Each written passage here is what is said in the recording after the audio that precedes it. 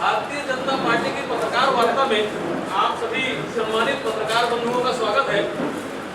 प्रदेश के एक ऐतिहासिक सीट पर चुनाव हो रहा है, जहां पे इतिहास रचते हुए माननीय ब्रिजमोहन अग्रवाल जी ने 8 बार विजय प्राप्त की। आज उस सीट पर चुनाव है।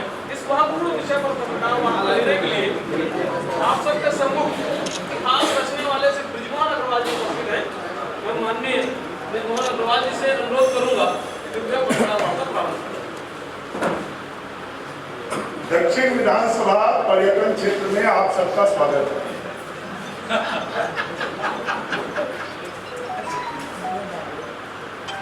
कांग्रेस पार्टी पिछले 35 सालों से दक्षिण विधानसभा को पर्यटन केंद्र मानकर हमने इतना सजाया संवारा है और वहां पर हर बार 9 बार हर 5 साल में पूरी कांग्रेस पार्टी एक बार घूमने के लिए आती है दक्षिण विधानसभा।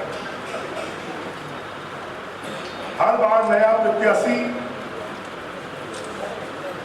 चुनाव के 15 दिन पहले पूरी कांग्रेस पार्टी आती है, 15 दिन बाद गायब हो जाती है।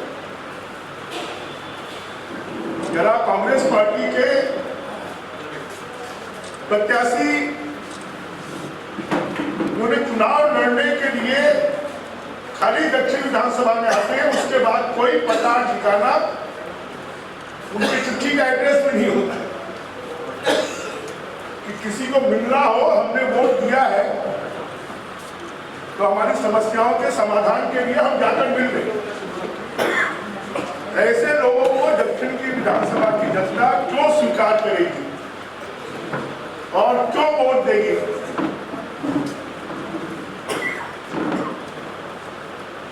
जिसको 1% जनता की दक्षिण विधानसभा की जानती नहीं है,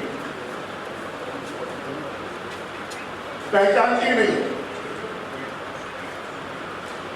जाने पहचाने जांचे परखे ऐसा व्यक्तित्व की रायपुर का आज वो स्वरूप दिखता है, वो पार्षद रहे, मेयर रहे, आरडीए के अध्यक्ष रहे, सांसद रहे, सुनील सोनी जी के कारण आज रायपुर शहर का ऐसा स्वरूप दिखाई देता है। चाहे वो जेल रोड का चौड़ीकरण हो, चाहे जेल से बाईपास निकलना हो, चाहे बुरा तालाब का डेवलपमेंट हो, चाहे बेनीमाना तालाब का डेवलपमेंट हो, चाहे रायपुर में 24/7 पेयजल योजना का काम हो। और इसलिए दक्षिण विधानसभा की जनता जो है वो पूरी तरह आश्वस्त है कि दक्षिण विधानसभा का विकास भारतीय जनता पार्टी कमल फूल में ही निहित है। और इसलिए 3 बार मुझे विपक्ष में रहते हुए भी जिताया।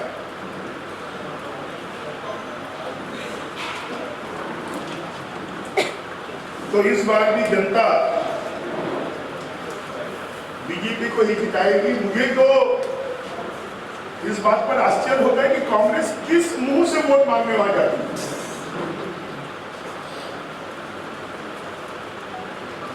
चाहे क्योंकि कांग्रेस के जो भी नेता छत्तीसगढ़ आते हैं, कांग्रेस ने बताया हुआ है अगर रायपुर में कोई घूमने की जगह है तो दक्षिण विधानसभा है। चाहे वो पायलट आए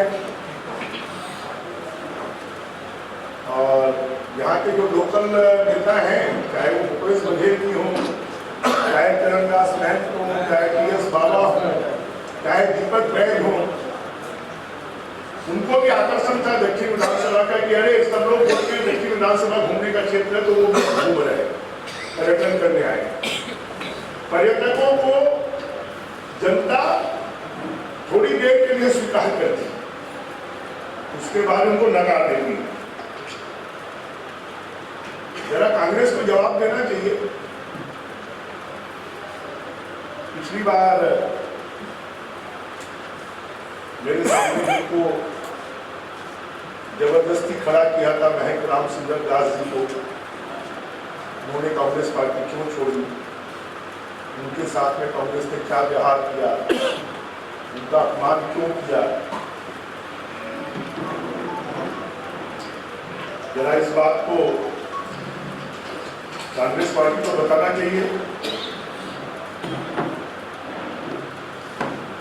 जरा कांग्रेस पार्टी को ये बताना चाहिए। जब महंत रामचंद्र दास जी चुनाव लड़ रहे थे तो बढ़ चढ़ कर चुनाव में काम कर रहे थे, और एक तो मेयर भी वो चुनाव प्रचार में छोड़ दी।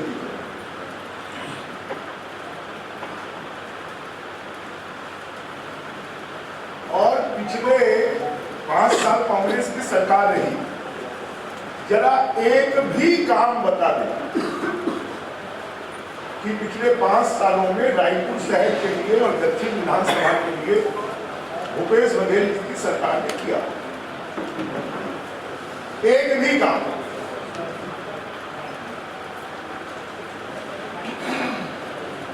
मैंने तो अभी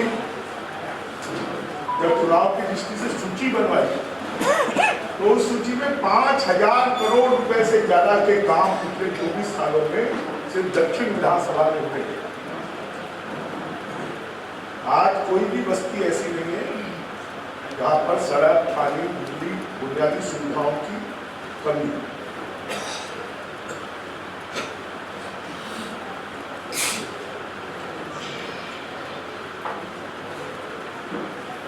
आज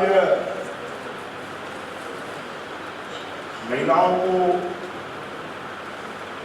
मातृवंदना योजना का पैसा मिल रहा है।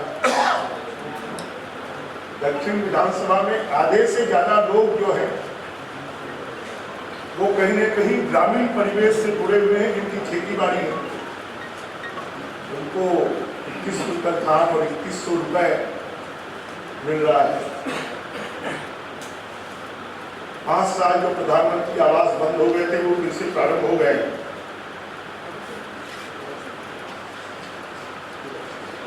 और इसलिए हम पूरी तरह आश्वस्त हैं